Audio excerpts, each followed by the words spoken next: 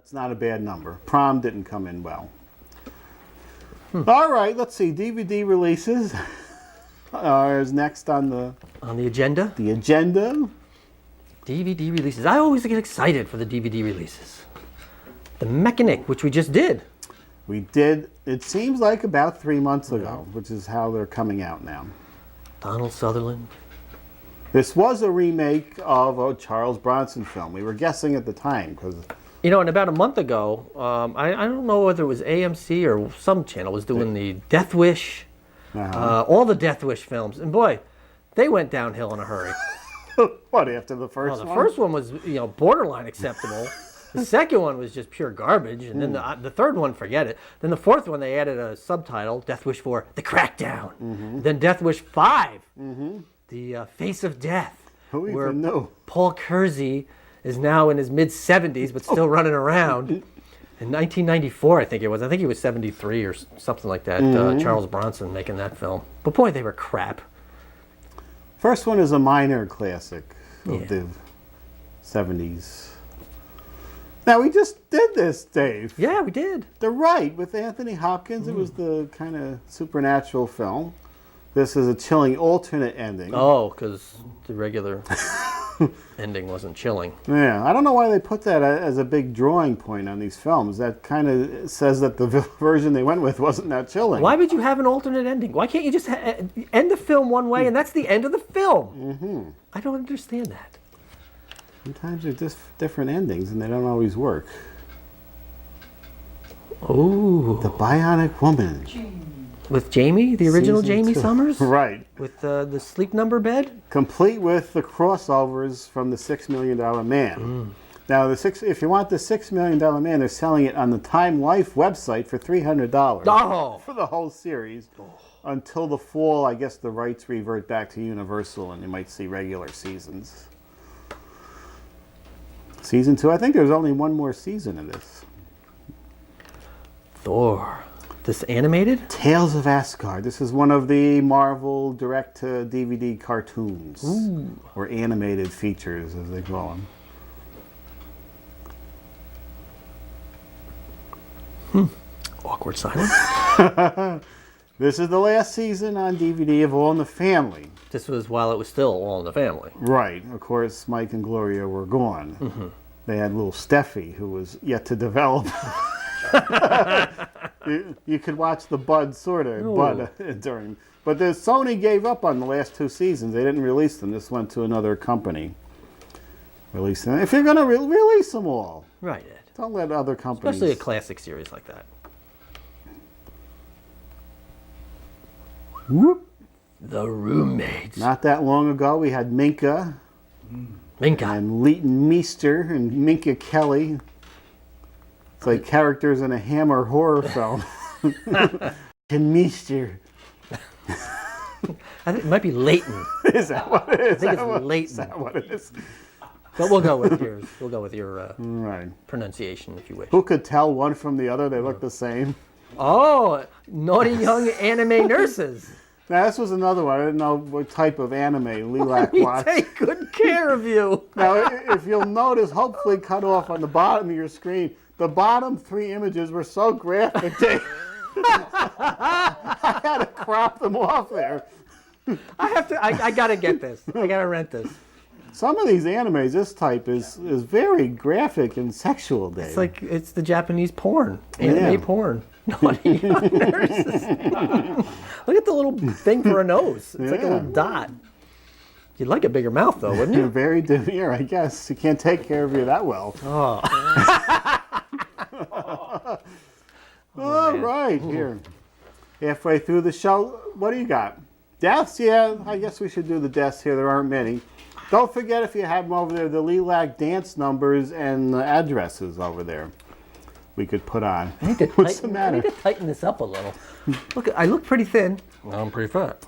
Well, it's all in the lighting and the posture, Dave. That one you don't want to do.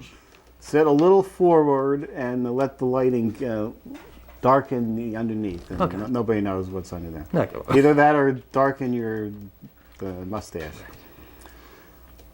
Deaths. Sidney Lumet, classic director of 12 Angry Men, Network, and Dog Day Afternoon. Died of lymphoma. So sad. Yeah. That's a Jack Klugman whose birthday is the same as the producer's. Oh. And what was it? What is he, 88? It was around there, 88 or so, yeah. Yes, that's Jack Klugman. The only one 12 left. Angry Men. Yeah. Really, is he? Yeah. 12 dead people. Oh, 11 dead. 11, right. With Henry Fonda hawking the GAF Viewmaster. Michael Sarrazin? No, I didn't know that. Yeah. He was in that made-for-TV Frankenstein, which is really good. Yeah. And then the reincarnation of Peter Proud, which I didn't see, but I remember I must have gone to the movies a lot at that time. I remember the trailer always showing. And it was bursting the bass. I remember when he was screaming in this shot here. And was never released on DVD. And that's the last death. That's it? There's no wrap-up, so just... yeah. 2 deaths. 2 deaths. That's it. That's good. You don't want to see a lot of people go all at once, Dave. No, you don't. No. It's no fun.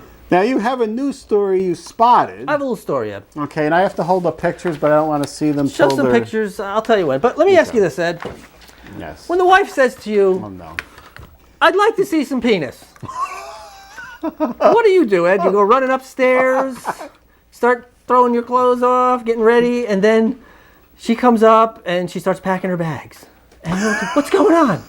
Well, that's because, Ed, you want to go to the museum of mammal penises in Iceland. Now, there's a story about, you can hold that up Picture now. time? There's a picture. Oh, There's a no. picture. Now, my story is called Paul's Pickled Penis Posthumously Preserved. Oh, no.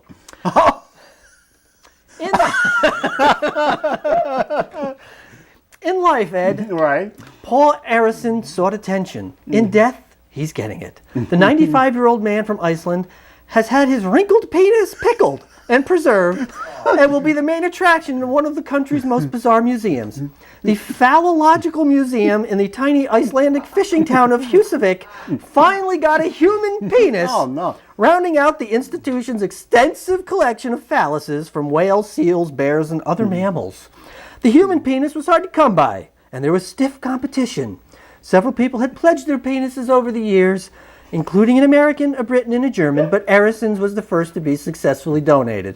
You can move along to the next set I'm of sure pictures. those are animal ones there. Those are. Yeah. I don't have a picture of the actual No, we human. can't show a human one. Sig Hjartarson, who runs the museum, says the phalluses are an important part of the region's tourist industry, bringing in thousands of visitors every summer.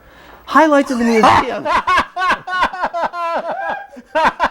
There's a 67-inch sperm whale penis preserved in formaldehyde, lampshades made from bull testicles, and what is described as an unusually big penis bone from a Canadian walrus. Apparently kept his cow wailing like Chewbacca. Hjartarson said his interest in penises began as a youngster. Who has an interest in penises? Except unless you're Elton John. When he was given a whip made from a bull's penis to help him herd cattle. Later, as he worked at a school near a whaling station, colleagues brought him whale penises as gifts. Who the hell gives penises as gifts? Can we go down to this one? Did you show that one? That one looks like it's Happy Dave. Currently, when you give, what do you do? You give a penis as a gift. What do you say? Happy birthday, Johnny? No, it only looks like a penis. It's a stick of pepperoni. Look at that. That's something, isn't it? Currently, the museum has 276 organs on display, Ed. Many suspended in formaldehyde or dried and mounted on walls. There's sculptures. Outside the museum is a large tree trunk carved into the shape of an erect phallus. Sig has stated it's a labor of love. It took a while to erect the museum. Oh, Jesus. I was met with bureaucratic obstacles. I had to stroke a lot of egos, but I rose to the occasion and remained firm in my beliefs that one day I would have my phallic palace, and today I stand among numerous penises as proof. And that's no cock and bull story. Oh. The museum's director was also very coy when he was asked about the size of the new human acquisition, only saying, "You'll have to come and see it." Of course, now if you're traveling to this museum, they are running a special through the end of May, free admission to anyone named Dick. Oh, jeez. Opening soon in Amsterdam, the smaller vaginal museum. Oh. But that's just a hole in the wall, though. Oh, God. So, Ed, would you donate your fiddle stick? I don't think so, Your Dave. Jack in the Box? Where is this museum? It's in Iceland. Oh, we can't go there.